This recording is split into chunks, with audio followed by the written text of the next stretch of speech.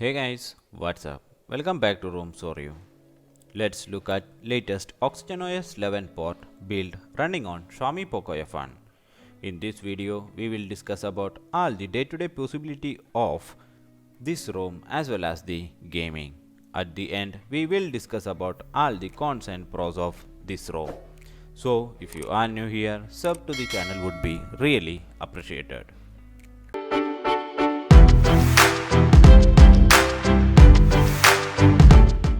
Since this is the port from OxygenOS, everything else looks like the same. So I'll be only testing out day-to-day usability features of this ROM. To start with, let's quickly go to About Font section. As you see, the ROM is port of OnePlus 7 OxygenOS and the ROM is based upon Android 11.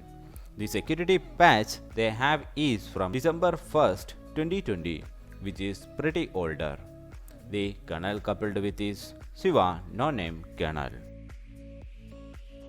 When it comes to security, the ROM does has all the features like face unlock, fingerprint and more. The fingerprint works pretty faster as well as the face unlock. I say this ROM got the fastest face unlock I have ever used under POCO F1. But keep in mind that the ROM does not have IR face unlock.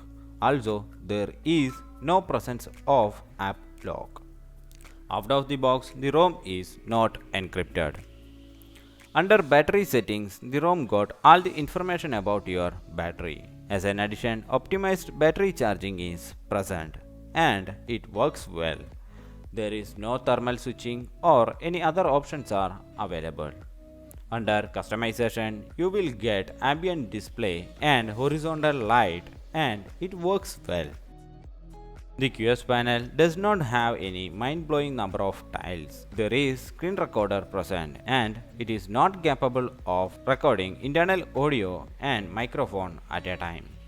If you come to display advanced, there is option for notch hiding and it works pretty well. There is no bugs noticed after enabling it. Also, the corners are rounded. Another important feature of this ROM is call recorder. There is call recorder present in the dialer and it is capable of doing auto call recording. The feature works pretty well. The ROM does not possess SafetyNet out of the box, but developer did provided SafetyNet fix TWRP flashable file, which you can download and flash it via TWRP. I'll add the link in the description.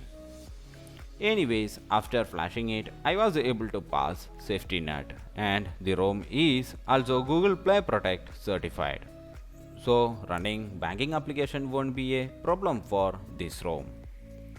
Let's talk about benchmark scores now. Out of the box, the Antutu scores 3,61,000 plus and Geekbench scores single core 506 and multi-core 2169, which is decent scores for Snapdragon 845.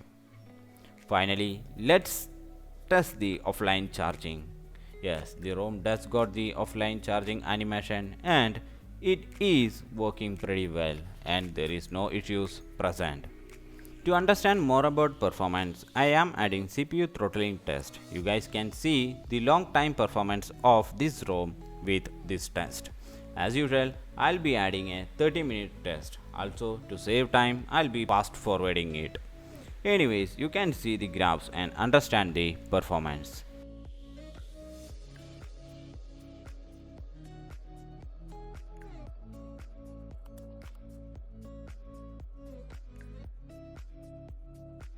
Now that the performance test is near to end, you might have understood the performance of this ROM by this time, which means a great deal for gamers. Even after this, I didn't feel much of heating issue, but that doesn't mean the ROM does not heats up.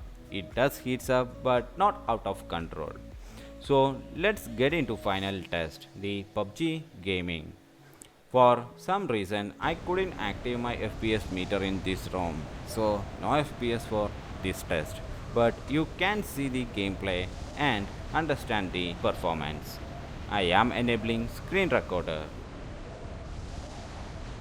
The ROM does not have any cam application, so you have to rely on Gcam. I did tried with latest version of Gcam pod and it works pretty great, even including slow motion. So if you see, the ROM was able to keep up really good performance on gaming. And yeah, one thing I like of the build for sensitivity. As before, even in this build, sensitivity is really great and stable. The touch response is also really good. I never faced any touch lag or sensitivity problem with gaming side. This ROM is said it before, the ROM does heats up.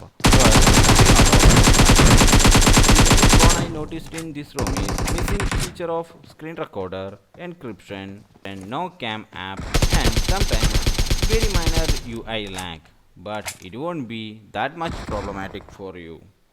To conclude, another great build for POCO F1, a good daily driver, a good gamer, and top of everything, look and feel of Oxygen OS. Hope this video was helpful to you. Don't forget to leave a like and subscribe if you are new here.